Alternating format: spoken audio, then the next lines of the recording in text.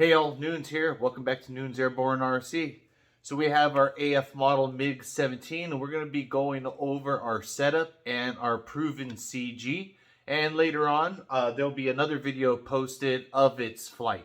The reason why I said of its proven CG is I went off of the book CG and I used my Zykoid, which puts it at 40 millimeters in front of the center of the rear tire, which I'll go ahead and I'll show you right now.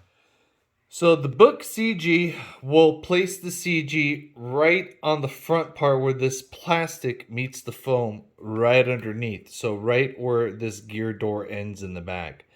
That is way, way, way too nose heavy. And let's go ahead and clue in this clip.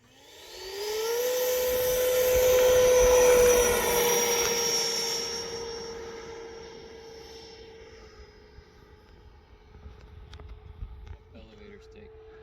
Up elevator. Yep. So she's nose heavy. Oh yeah. All right, so that's book CG right there of 270. And as you can see on that one, it took a lot of up elevator just to try and get it to stay in the air. We stopped filming because it was more important to bring the bird down. So as far as the CG, we are using the SMC 5000 packs. They are 780 grams. And thanks to Bobby at RC Plane Reviewer, because he confirmed where he had his battery, and that's where I have mine.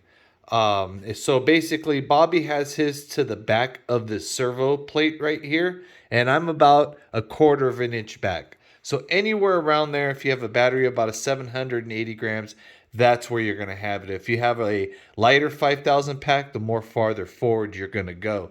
And this right here puts the CG 17 millimeters in front of the rear tire, which is pretty much right here at the back of the spar. So that's about a good 23 millimeters difference, and she likes to fly right there. Next, let's go ahead and talk about our linkage for our gear doors. So the way that I went ahead and I set this up is I powered it on after I got a receiver, and I went to retract the gear.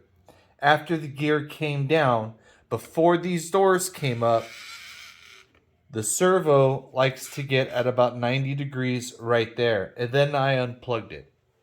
Now, what you'll have to do is you'll have to play around. So I went ahead and I went in the front even though the servo was going back.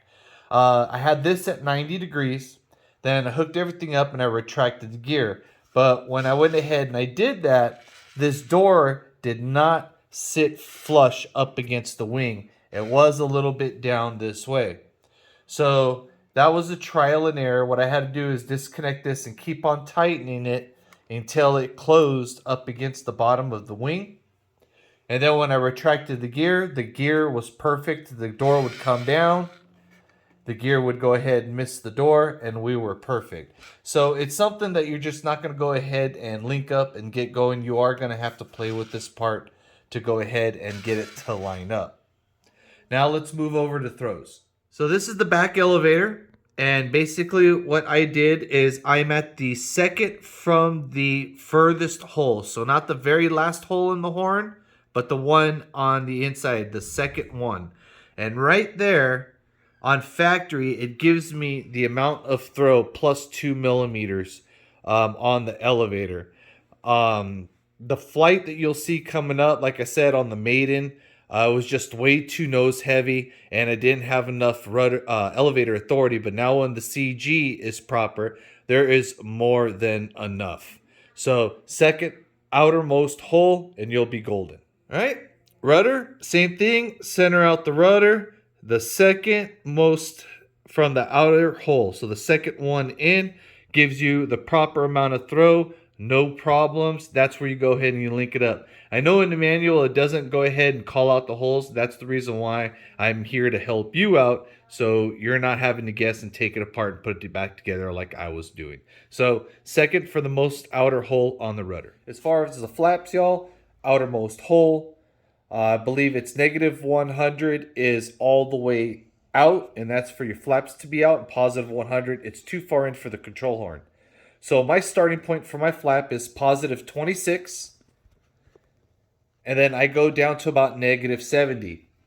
I went ahead. The book does not call out a takeoff flap or a landing flap. I had my landing flaps at 50 millimeters. That's way too much. I'm about 40 millimeters on landing flaps and 15 millimeters on takeoff flaps, and that works out really well. As far as the aileron, to start off, and I'm still there, I'm on the third most inner hole, and that gives you plenty enough throw on the aileron. My next flight, I'm going to go ahead and bring this out to the second from outer hole like I did on the elevator for it to give me a little bit more authority. Well, everybody, that's a quick down and dirty on my setup. Hopefully that goes ahead and answers any of y'all's questions. So go ahead and stay tuned. This is kind of a two-part video. This is part one on my setup and CG, and part two, which will also be posted out there. That is the proof video, pretty much, that this setup works, it flies, and it lands fine. So just to take into account, I'm at 4,600 feet, so if you're more closer to sea level, it's going to fly a little different for you. So take that as a word of caution. So hopefully you'll like this video. A quick one, in and out. Noon's out.